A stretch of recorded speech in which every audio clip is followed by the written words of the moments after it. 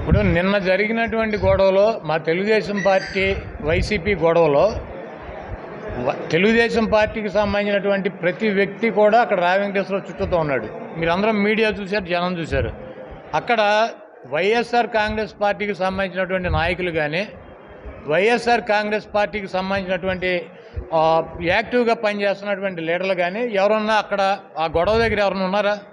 ఈ పార్టీ గొడవ ఎట్ట అవుతుంది? ఇది రా వెంకటేశ్వరరావుకి రంగా గారి అభిమానులకి జరిగినటువంటి ఘర్షణ అది. దానికి రా వెంకటేశ్వరరావు వైఎస్ఆర్ కాంగ్రెస్ పార్టీకి, జగన్మోహన్ రెడ్డికి, కొడాల నానికి, రంగా గారి అభిమానులకి ఇదంతా కూడా చుట్టేసి ఏదో ఆడేదో పబ్లిసిటీ చేసుకోవాలని ప్రయత్నిస్తే అది కాడి కర్మ.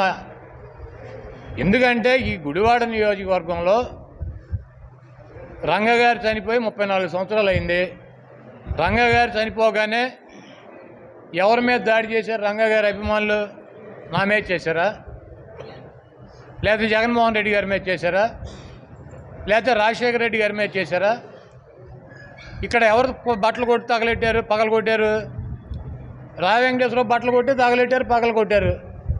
అదేవిధంగా దాడి ఎవరింటి మీద చేశారు? మా ఇంటి మీద చేశారా? రాజసోనాద్రి గారి ఇంటి మీద దాడి చేశారు. రా వెంకటేశ్వరరావు, రాజసోనాద్రి గారు తిరిగేటువంటి కారులను తగలబెట్టారు, ఆయన ఇంటిని ధ్వంసం చేశారు. వీళ్ళు ఊరు వదిలి పారిపోయారు. దేనికి పారిపోయారు? ఆ రోజు ఊరు వదిలేసి మేము పారిపోయామా?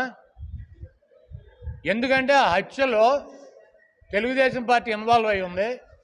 తెలుగుదేశం పార్టీకి సంబంధించినటువంటి వ్యక్తులు ఇన్వాల్వ్ అయి ఉన్నారు. ప్రతి చోట కూడా తెలుగుదేశం పార్టీ రంగా గారి హత్య చేయడానికి ఆయన గుడివాడ వచ్చినా, మచిలీపట్నం వెళ్ళినా, నూజివీడు వెళ్ళినా, ఎక్కడికి వెళ్ళినా పోలీసులతో తనిఖీలు చేయించి ఆయన దగ్గర ఎవరిని అనుచరణ లేకుండా చేసి అతి దారుణంగా చిత్రహింసలకు గురి చేశారు. కాబట్టి ఆ వ్యక్తుల మీద దాడి చేశారు. రంగా గారు చనిపోతే ఎవరికి కలిసి వచ్చింది? గుడివాళ్ళు మాకేమైనా వచ్చిందా? లేకపోతే ఇక్కడ ఉన్న వాళ్ళకి ఎవరికైనా వచ్చిందా? ఆ రోజు బట్టలు కొట్టి ఎట్ట ఉండేది? రాజసోనాద్రి గారి బట్టలు కొట్టి మా అందరికీ తెలియదా? కర్రలు వేసి తలుపులు, చెక్క తలుపులు, షట్టర్లు అవి ఉండే. తర్వాత బ్రహ్మాండమైనటువంటి బిల్డింగ్ వచ్చింది. దానికి ఇన్సూరెన్స్ ఎవరు తీసుకున్నాడు? నేను తీసుకున్నానా? దానికి కలప ఎవరు తీసుకున్నాడు? నేను తీసుకున్నానా?